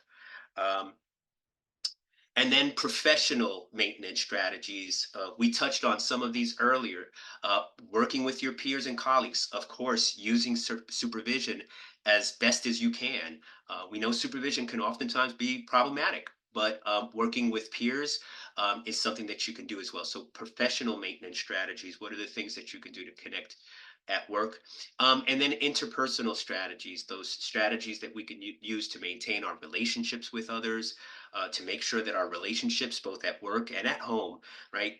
Maureen, when you were talking about this, this relationship between work and home and not bringing it home, what do you do to make sure that you are maintaining your interpersonal relationships with family, friends, peers at work? And spiritual. And for us, spiritual doesn't necessarily mean religious or faith-based work. It's your meaning making around the world, right? As we talked about with vicarious trauma earlier, what we mean is how we make meaning of the world, right? Being aware of how our thoughts are kind of moving towards, meanings of the world that are very trauma related. The world is unsafe. The world is unfair. People are horrible. How can people treat each other this way? All of those things that can come up spiritually. And so one of the things that we do want to sort of spend a little time on is what's also important is that you have your North Star, that your compass is leading towards what makes sense for you. So what we want you to do really quick here is, and actually what I want to do is I want to do this as a waterfall activity. So a waterfall activity in virtually is a chat. What I want you to do is think about, for you, any one of these questions connecting to the inspiration and meaning of the work. So this is in many ways connecting to your job, your compassion satisfaction or your compassion resilience. What's the most rewarding moment in your job? The things that you love about your work. List the people whose lives you've touched, compliments that you've received from coworkers or others. List the things that you think of that you can do well in your job. That's our North Star. That's our why we stay in this work, why we stay in this very difficult work. What I want you to do is choose any one of those responses, and think of a chat. What I want you to do is type it in, but don't hit send. Don't hit send just yet. So just think about any one of these questions, and you could put them all or a variety of responses into one chat. And we're going to waterfall it. So I'm going to ask you all to hit send at the same time, and we'll see what pops up for us. And we'll have an opportunity to discuss as well as a group. But let's just I'm going to give you, let's say, 30 seconds or so to jot down your thought, and then we'll have you all send uniform at the same time so we can kind of see everybody's responses without seeing others. So take 30 seconds to kind of write out your response. What's your why? What's rewarding? Things that you love about this work.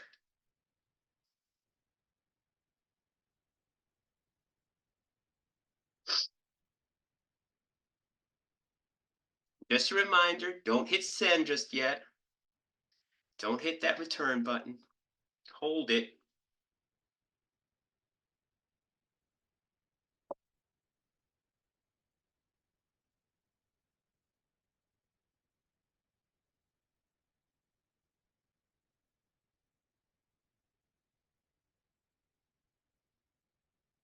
All right. Does everybody have at least one? You know? All right. I'm seeing a few nods. All right. So on 3, I want you to hit return or send. 1, 2, 3. Oh my goodness. Wow. So we're going to. Great. Thank you. Jeannie, clients' growth, resilience, masterful change. Anna, I love working with clients and seeing their change, what it can mean to build up a relationship over time that feels safe and to hold space for them to do that exploration. Yeah, I just want to, sometimes it does take time. Sometimes it takes a lot of time to build that relationship. Sarah, and I'm sorry, takes time and a lot of stops and starts and dysregulation and all of that. So Sarah, remember why you started, all of the children whose lives you have impacted in a positive way, the people you saved from more trauma and corrections you have made. Thank you, Sarah. Heather, being able to assist youth that are in crisis and de-escalate them. Heather, thank you for sharing that. Yeah, when you are able to de-escalate someone, get someone from up here to some level of regulation, some level of balance, that could be extremely rewarding, stressful and rewarding. Lourdes, being a part of someone's journey, an individual being open to share and being present, just being there. I have to tell you, in my work, I love stories. I love hearing people's narratives. I love hearing about, and I realize I'm not trying to be dismissive, but just I sit there and marvel at folks' experiences and journeys. Melissa, the things that I enjoy most about being a therapist would be observing the changes that I see in individuals when they are able to make gains in therapy, when they are able to do well in school, have relationships that are healthy. Yeah.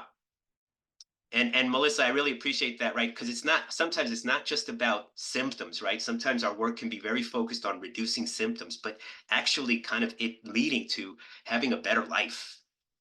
Hannah, I had a client last week tell me she has never had a trusted adult in her life before she started working with me. It was, oh, that gives me chills, Hannah. That's gold. That's gold. Keep that. That's your North Star. Christina, when a client tells me I have made an impact in their life, just straight up, thank you for helping me. And Caitlin, I love that no 2 ways are the same. I love getting to work with youth who have experienced challenges. I love making a difference in youth and families' lives. I receive and the relationships I get to form with staff and students. Thank you, Caitlin. Yeah. So it's that great impact. Thank you all for sharing that. But I also say that because as you move forward in this work, again, what are your North Stars? And I think somebody mentioned a mantra. I mean, any one of these things could also be your mantra, your reminder of why this work is so important to you, how you make meaning of this work. That's wonderful. And then just a couple of things about creating safety, being mindful of language, right? So we often talk about the importance um, of I statements, right, as opposed to you statements. Using those I statements. This is what I am going through, and this is why this work. It's kind of connecting a little bit to that regain strategy as we're investigating these things, right? This is my stuff as it comes up to creating safety. Challenge gently, monitoring impact. This kind of can help in repairing and working through those difficult times that you have with folks, and minimize sliming. Be mindful of the details you share with others, sliming people's experiences. And sometimes in the language that we use with others, we're really not honoring the folks that we work with. So being careful about how we talk about others, whether that's in supervision or with peers. Jackie, I think I'm passing it to you. Oh no, sorry.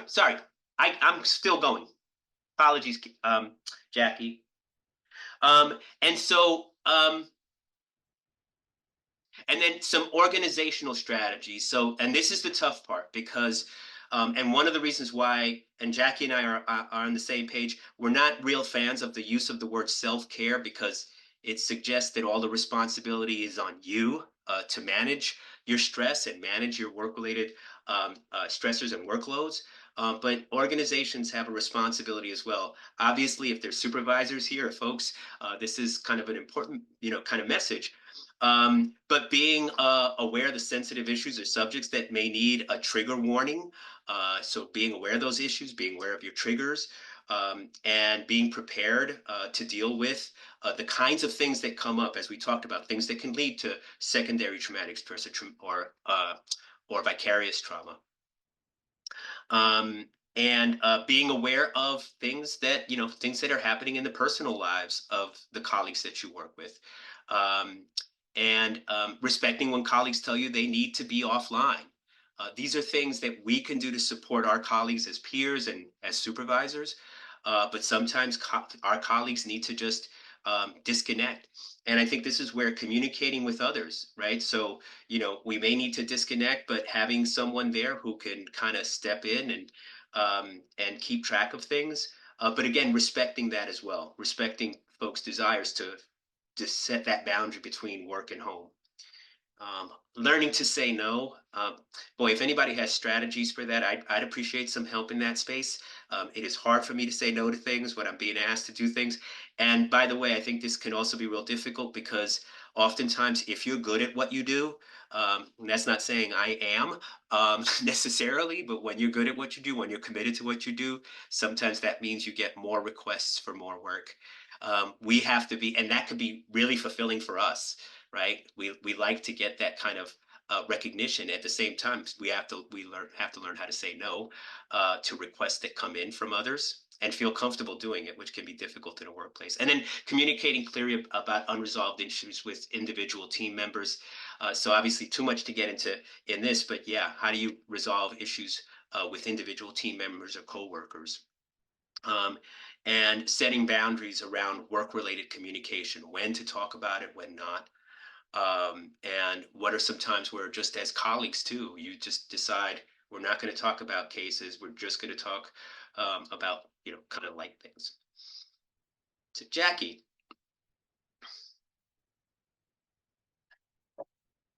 So we're gonna go into a brief activity now where we're going to translate all of this into a plan. I know that sometimes this can be a little, every time I've been asked in a training to do a self-care plan, I always get very, sort of feel like a little checked out, because it's like, of course, there's like 18,000 things I could do better to, attend to my own well-being in the workplace. And so one thing that we've tried to do is to really break it down to like one thing, one thing that you want to either keep doing, stop doing, or start doing. And it can be an in the moment strategy, or it can be a maintenance strategy. It doesn't have to be, both. It can be one or the other. I think it's often just fine to it's like a starting small kind of thing, with one small change. Think about something that you could very feasibly do. that would sort of make a difference. You know, and that, again, it could be like increasing, you know, the time that I spend doing this from 1 minute to 2 minutes, right? It can be very, very small. But thinking about what you can do, what you have done or might do that has made an impact in your wellness, and specifically in your ability to sustain in the work. That's the other thing that I think is important about this, is that we often talk about self-care in our work, but I feel like self-care has been sort of co-opted by like big self-care, you know, like you know, the Walgreens of it all. I don't know if that's like, you know, but like sort of the like face maskiness of it all. And I think that, you know, thinking about, and nothing wrong with face masks, but thinking about in this, not as much in terms of like overall, like what can I do to take care of myself, but just what can I do to sustain in the work a little bit. So thinking about it more in that sense. So we're gonna send you out to breakout rooms, just because we thought that it would be help people to sort of think. We're gonna let's see, it's 2:43. So we're really not gonna send you out for very long, maybe like 7 minutes-ish.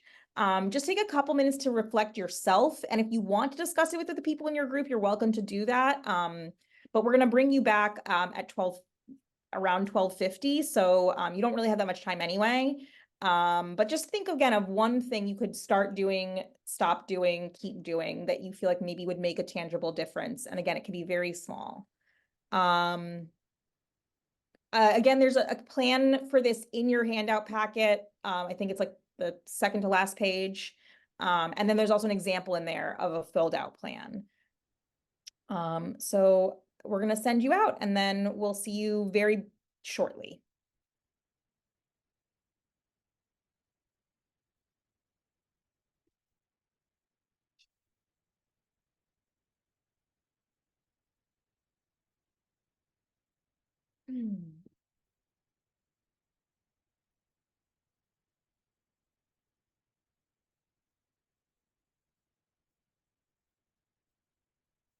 We're not going to have a chance to share afterwards. Okay. I think, you know, what we can do is just encourage folks to use that plan, and use that plan sheet for other things. Do you want to do anything like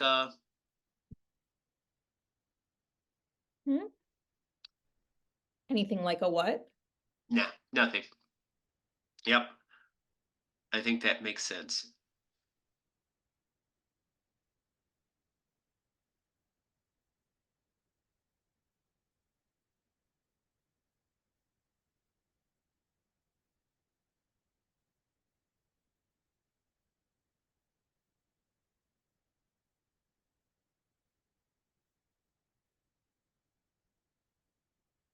Oh, Jackie, I'm sorry. I was supposed to do the making a plan, but I think you did it fine. I'm sorry. I kicked it back to you prematurely. Totally fine.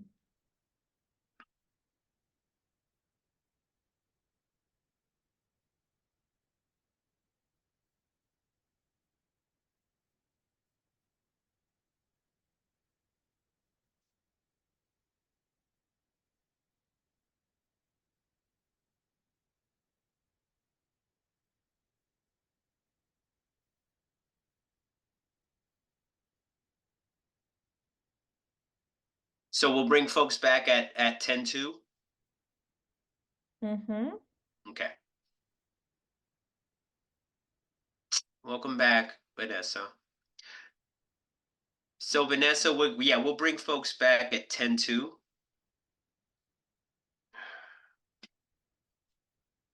Okay.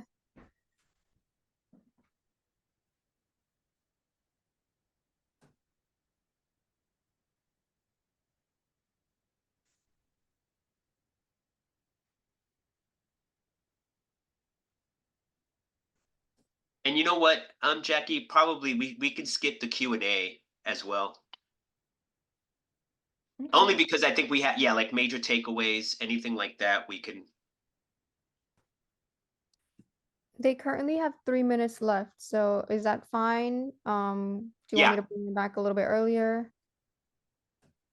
And bring them back in 2 minutes. Okay.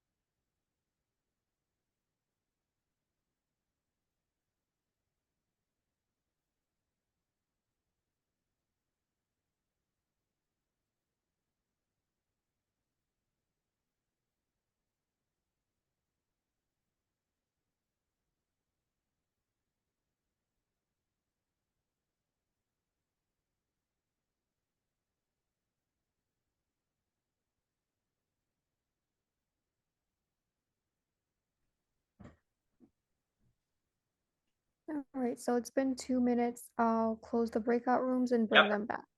Perfect.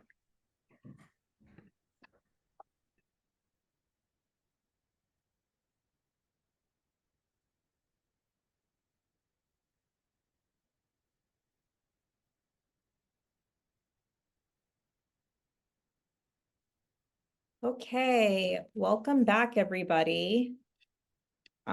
So I know it was a quick little reflection time, but hopefully you all got to think of at least one thing that you could do. Just in the interest of time, we're going to not necessarily process as a group, but we encourage you to use the tool that we gave you either, personally, you can share it with teammates. This is the kind of thing that can be nice to do in a team meeting or in supervision. You can even like put self-care goals on your annual goals if that's something that you do, at work, or, make it some part of your like a regular check-in. So, we are winding down our last session, and we wanted to give everyone a chance to sort of discuss, think about sort of like what their major takeaways are over the past 6 weeks, and things that you plan on using, your own next steps, and then also any questions that you have that are outstanding, things that you sort of feel like you still want more of.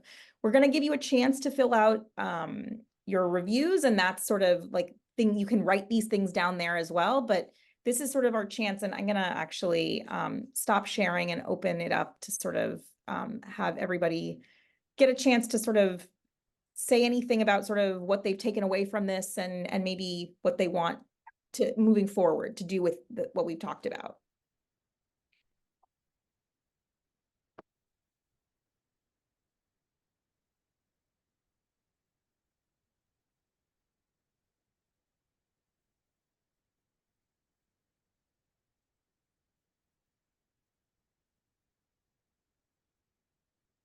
Who's going to be the brave soul that unmutes first?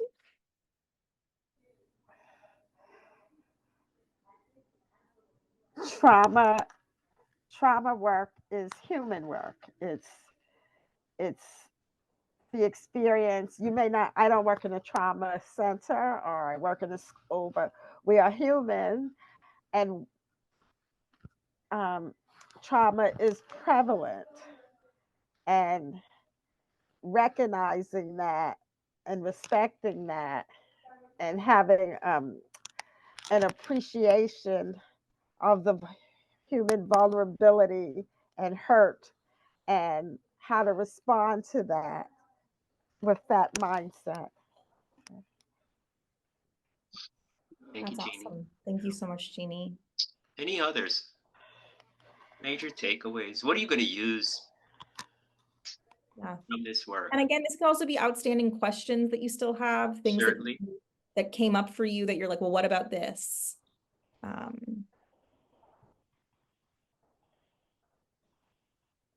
I just put that last copy of activity in my copy machine sitting here by my desk. I supervise about 10 to 12 staff.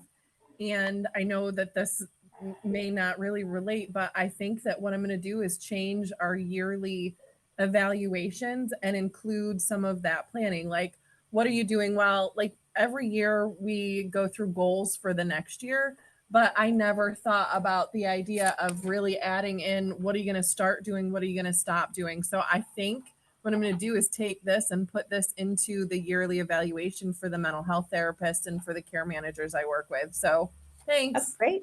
Yeah. That's great. I had a supervisor that did that once, that put us like a self-care goal on my annual evaluation. And then we got audited and the auditor was like, so how has it been going bringing your lunch more often?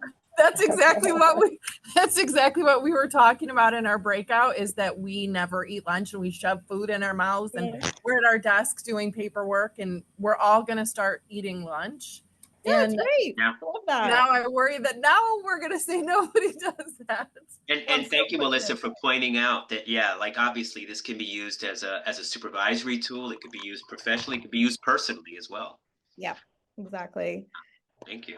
So, Any others? Yeah, any others? Last one.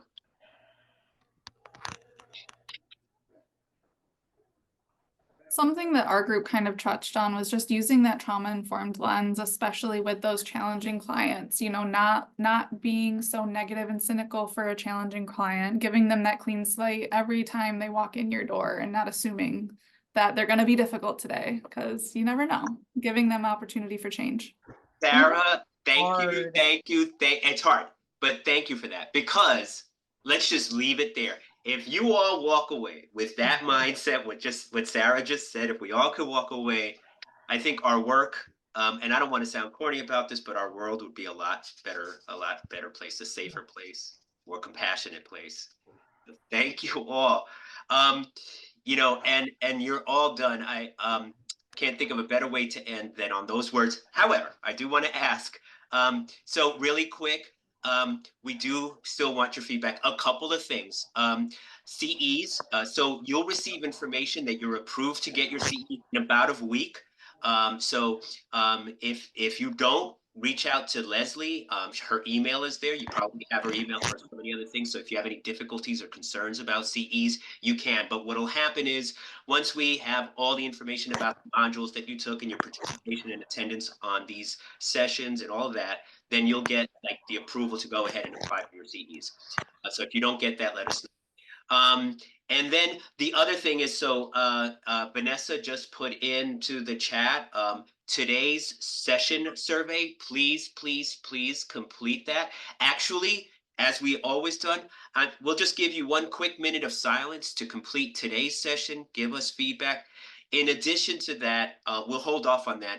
We also want to get your overall post course feedback. So let's just take a quiet minute just to have you all fill out today's survey, and then we'll have Vanessa share with you the course feedback. So just 1 quick minute.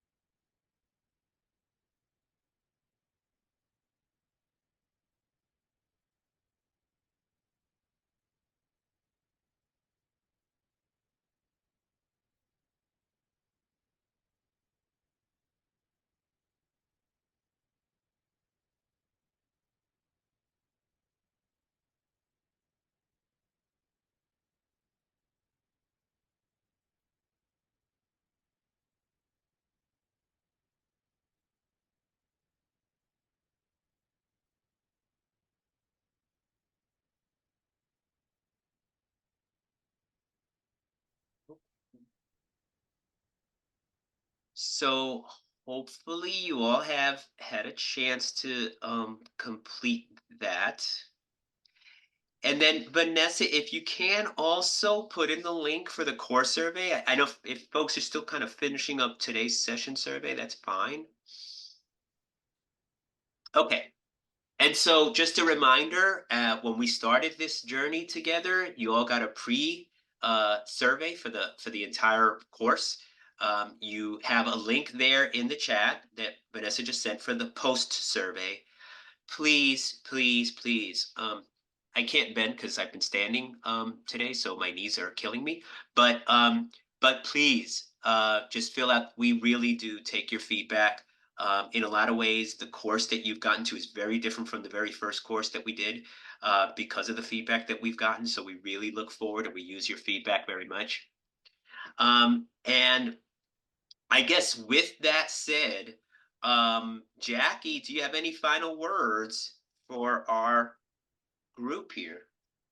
Just thank you all so much. I feel like this was a great group. I really appreciate you all sticking with us for 6 weeks. We really do appreciate if you think of anything that you feel like could improve this for the next group. I really encourage you to reach out to us.